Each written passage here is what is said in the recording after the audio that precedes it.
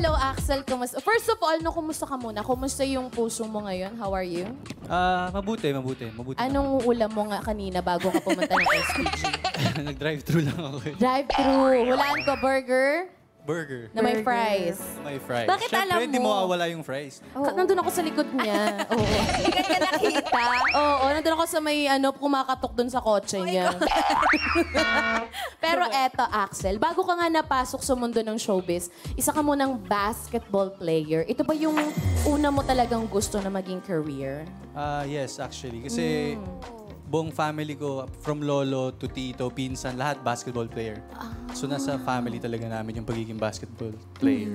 Ano yung naramdaman mo nung finally napasok mo yung field na yan? Kasi syempre parang, first of all, may pressure yun kasi buong family mo eh. Legacy, kumbaga.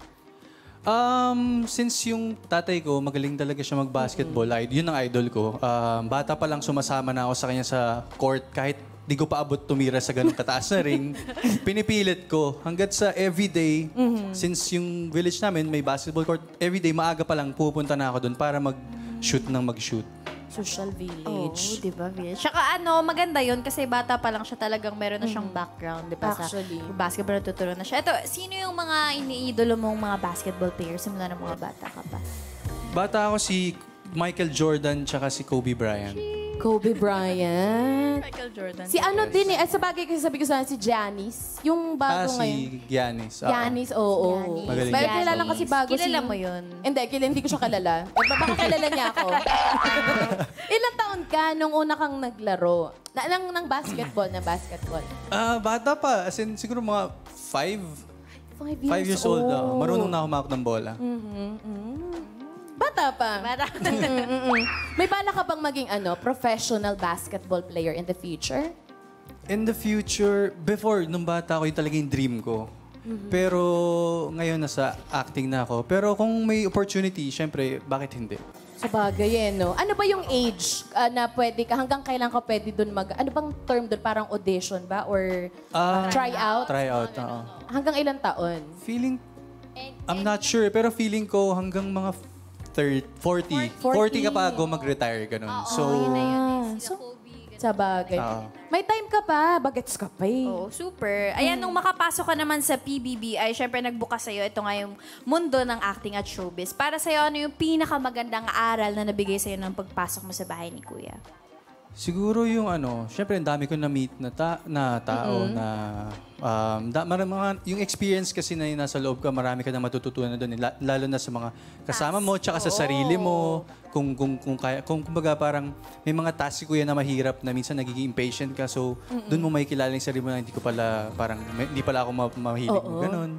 So, yun. Mas nakilala mo yung sarili mo doon sa bahay ni Kuya. Yes. In-expect mo na magiging artista ka? Actually, hindi.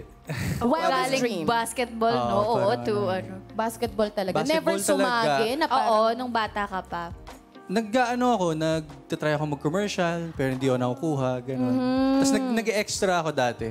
Nagtatalent ako, hirap. Ano yung pinaka-first mo na na-extrahan? First ko, Once Upon a Time. Ay! Once upon a... Oo, naabutan ko yun, Rans. Ito naman. Hindi naman ako ganun katanda. Bago pa yun. Talaga. Minsan pasmado bibig nito ni Rans eh. Pero bakit ka nag-PBB? Nag-PBB ako dahil supposedly mag-UAP ako ng college. Pero since hindi ako na-line up for some reason dahil sa kalokohan ko, may nagsabi lang sa akin na mag-audition ako sa PBB. Para sa akin, sabi ko, imposibleng mapasok ako dyan. Kasi million nag-audition dyan, di ba? Oo, yun yung mga panahon na sa Araneta Coliseum pa, di ba? Yung talagang sa ka pa, pipila. That day, nung sinabi sa akin na may audition, wala talaga akong plano. But then, nung time na parang late na, wala rin talaga akong ginagawa, sinabi ko na, sige nga, try ko. So, naligo ako. Pumila. BS pila, haba nung pila. Tapos, yun, dapat aalis na ako. Nung na-interview na ako, dapat aalis na ako. So, sabi ko, ang tagal na ito, parang 3 hours na. Nung tinawag ako, 3 hours na, tapos parang wala naman nangyayari. Palabas na ako, pumunta na ako sa kotse, tapos sabi ko, uwi na talaga ako. Biglang nag-text, nasan daw po ako, ganyan. Bumalik daw ako doon. Okay. So, sabi ko, sige po, bumalik Para ako. sa'yo talaga yun. Yes. kung sino man yung nagsabi na mag-audition Yun ka, nga, ang curious swerte. ako. Sino yung nagsabi na mag-audition ka? Actually, yung manager ng brother ko yun. Sa basketball. Okay. Sabi niya may audition, mag-audition ka since wala ka naman atang plano mag-basketball na. So sabi ko, sige. Pero ang swerte nun na. Diba? Binalatuan mo nung trinit mo naman nung nakapasok. Naging manager ko siya after. Yun naman pala. Even better. Oo. Yes. Ayan na nga, ito na. Sa pagpasok mo sa mundo ng showbiz, ay isa ring simula ng pagpasok mo sa mga relasyong seryoso. Paano nga ba magmahal ang isang Axel Torres? All-in din ba? Oo naman. Kumbaga, pag magmamahal ka, di ba, gusto mo, kung gaano ka nagmamahal, ibalik din sa'yo. Kasi pag nagmahal ka ng konti, baka ganun din, magmahalin ka rin ng konti. Diba? So, dapat all Dapat in. nire-reciprocate mo, di ba? Oo. Actually, kasi parang kaka-reserve mo. Para kanina mo nare-reserve, di ba? Hindi naman Yes. natin alam kung para kanina. So maganda yun na all in talaga. Oo, all in talaga. All heart, all in. Parang Yes. motto ng UAAP before. All Oo. heart. All Tama, tama. Pero ano, di ba, sa PB mo nakilala yung mother ng baby mo na si Nathan. Yes, ito. Ano, kumusta yung communication nyo? Actually, civil kami. Sobrang, wala akong masabi sa ex ko na yun na sobrang bait. And yung anak ko naman, every week na sa akin siya. Pero before, nagstay sila kasi sa, sa taga-Switzerland sila. So, cute! every year ko siyang... Ilan taon na siya now? 7. Mag-8 this na. year, actually. Ang bilis, di ba? Ang bilis Ang bilis niya, Diyos naman. ko. Susunod yan, magiging teen na yan, magkakaroon ka ng teen, di ba? Grabe. Oo, nga ilang years na lang. Curious ako, Axel, ano yung naramdaman mo nung lumabas yung baby?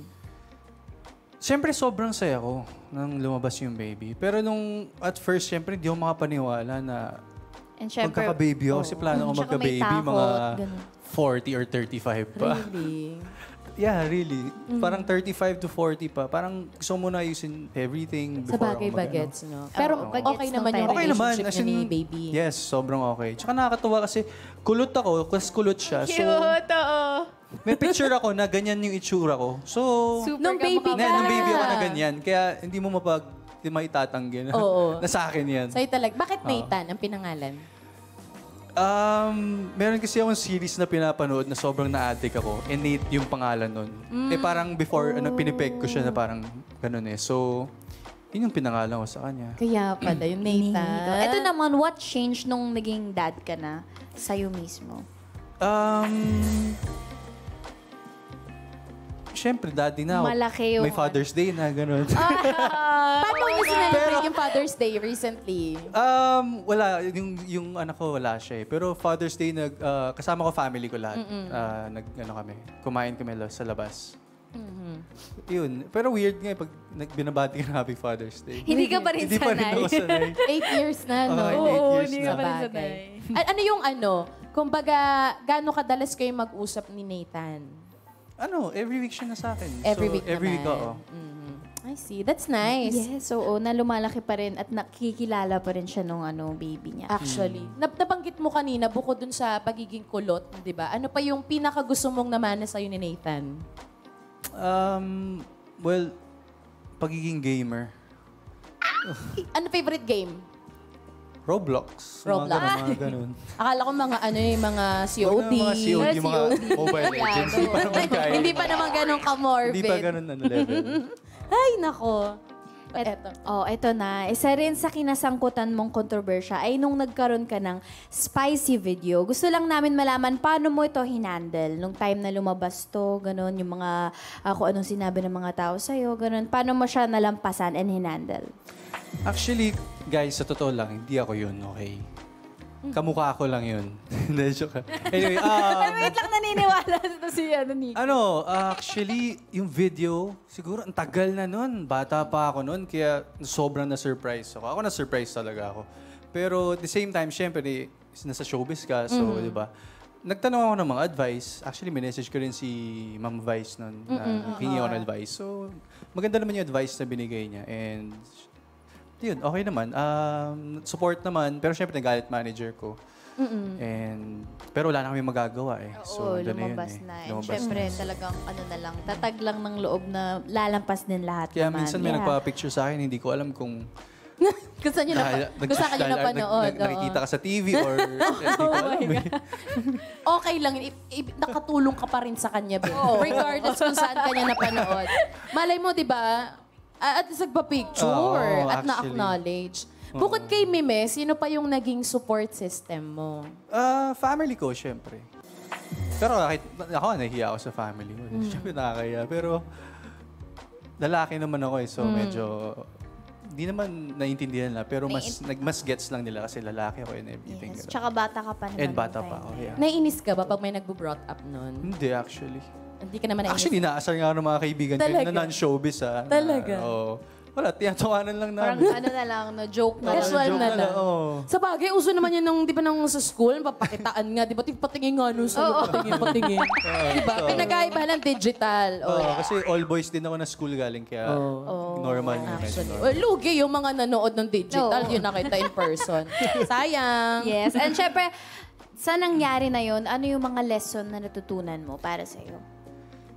Yung lesson siguro na wag na lang gumawa ng isang bagay na, you know, in the future na parang, baka kasi hindi mo kayanin. Ako kasi kinaya ko. So, natuto lang ako in a way na parang, wag na lang mag-video pag di naman kailangan. Di ba kasi marami kumakalat Maging na gano'n. careful ka na rin. Ako kahit careful ako nun, di ko nga alam paano nangyari yun eh. So, okay. sobrang kailangan maging extra careful pa kayo.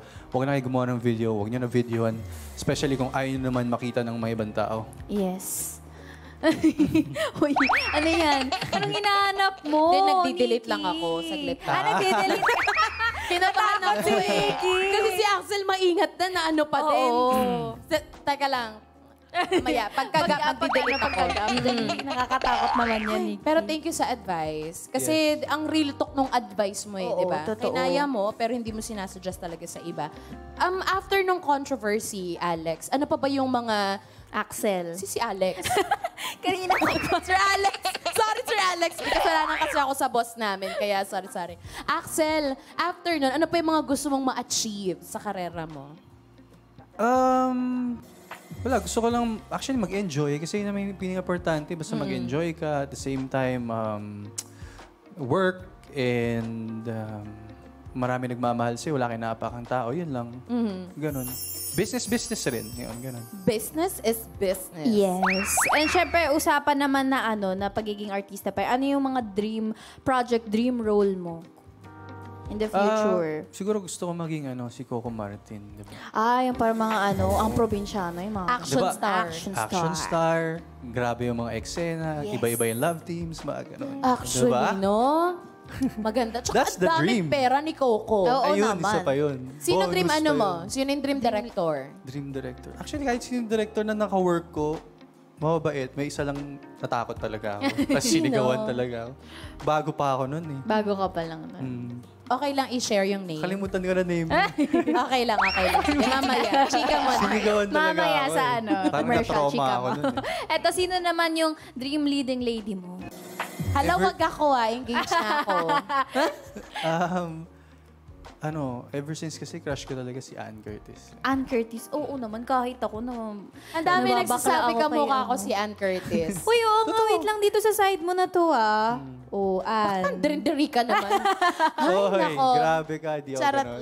Charot lang. Si Ann Curtis. Bakit si Yes. Ann? Ewan ko. Diyosa talaga Kasi yun. alam mo yung mukha sang social, di ba? Oo. At the same time, kaya niyang... I-dog show yung Oo, sarili maging- niya. oo. Actually. Kasi Jowa. totoong tao siya. Yes. Gets? Sana makagawa kayo ni Rance kasi MMFF award-winning actress Ay, to talaga eh. ba? Congrats. Oo. Uy, naku, dito. Tahimik lang ako Ano ka dito. ba? Uy, Tahimik lang ka yan sa umpisa.